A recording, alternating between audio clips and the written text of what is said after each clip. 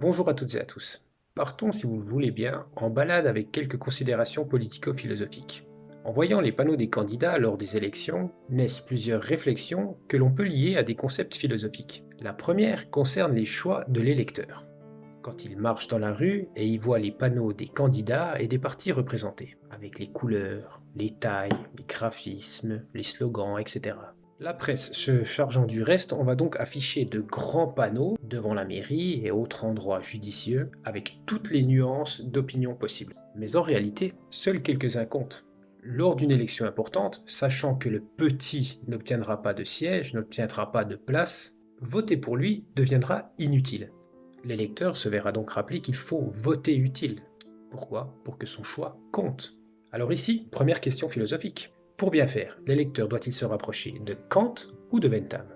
Emmanuel Kant, l'école déontologique, part de l'intention. C'est cette intention qui va déterminer si l'acte est bon ou non.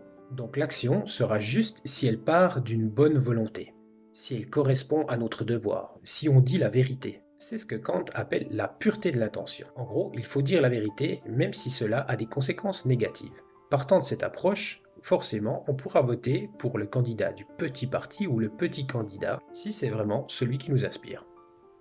De l'autre côté, on a Jérémy Bentham, qui quant à lui, l'école conséquentialiste, part de la conséquence. Il part du postulat qu'une action, si ses conséquences permettent dans une société d'augmenter le bonheur.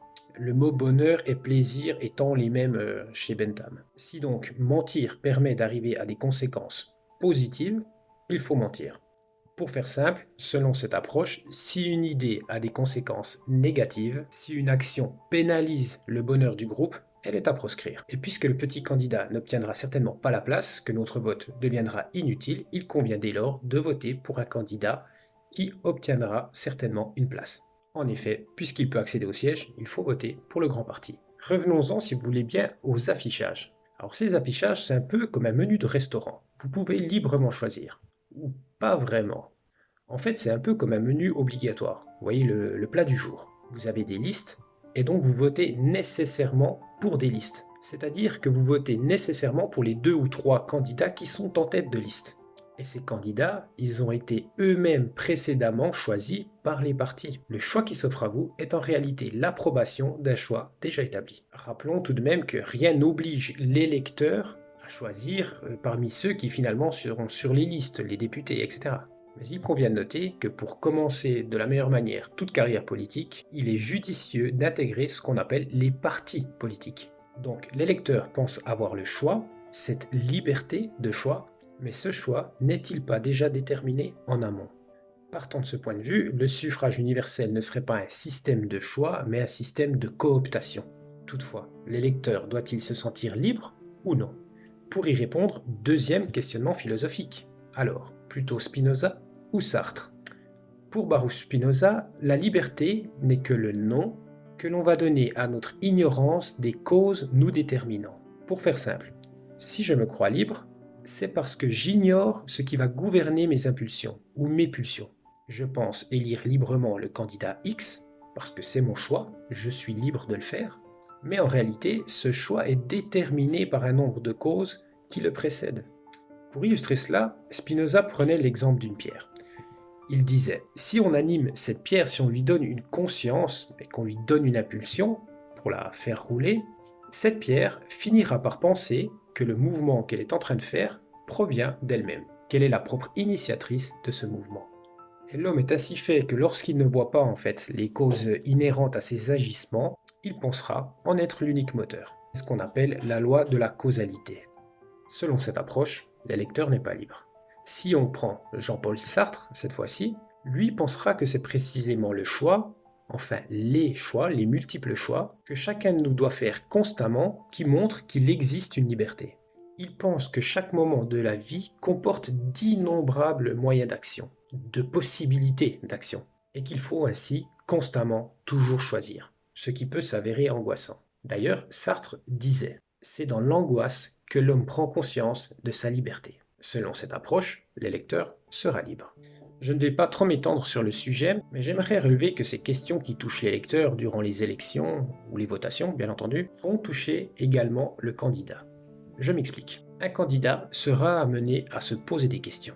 Pourquoi? Parce qu'il sera forcément amené, puisqu'il représente un parti, les intérêts d'un parti, à faire un choix entre sa conscience, ses convictions et les désirs du parti qu'il représente. Ce parti ayant bien entendu des financements, etc., qui ont une certaine application. Donc, faut-il que ce candidat reste fidèle à ses convictions ou à ses engagements? À un moment, il sera amené à faire ce choix. Si par exemple il vient à être en désaccord avec certaines prises de position du parti, et quand bien même il serait animé par les intentions les plus nobles, il doit quelque chose à ce parti, et il le sait. Et la dissidence, voire plus loin la scission, est un choix périlleux qui va amener soit sa chute, soit celle du parti. D'où la nécessité d'une cooptation judicieuse en amont par les dirigeants du parti. Et c'est l'une des raisons pour laquelle la philosophe Simone Weil ou également Maurice Bardèche préconisaient tout bonnement une suppression des partis politiques. Car la démocratie étant étymologiquement le pouvoir kratos au peuple, dans les mains du peuple, démos, selon cette observation, elle deviendrait une oligarchie et donc un frein à la démocratie. Et en avançant dans l'histoire, les progrès inhérents à toute société vont, selon Jean-Jacques Rousseau, pervertir les mœurs. Comment? Eh bien, en amenant les hommes, ici les partis et les candidats, à se confronter, à être en compétition entre eux.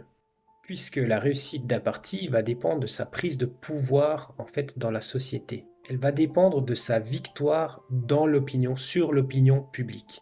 Mais si l'opinion est subjective, la vérité quant à elle est objective. C'est l'opposition entre sophiste et socratique. Bref, vous le voyez, se poser des questions politiques, c'est aussi philosopher, c'est penser. Et pour penser, je vous laisse avec cette citation de Pascal: nous connaissons la vérité non seulement par la raison, mais également par le cœur. Ce qui rejoint cette autre citation de Saint-Exupéry: l'essentiel est invisible pour les yeux, on ne voit bien qu'avec le cœur. Nous verrons cela dans le prochain épisode de Podcast, le dernier, l'épisode 7 sur Saint-Exupéry et le voyage. Dans l'attente, je vous laisse visionner les 6 premiers épisodes qui sont disponibles sur la chaîne Podcast sur YouTube. Et je vous dis à bientôt.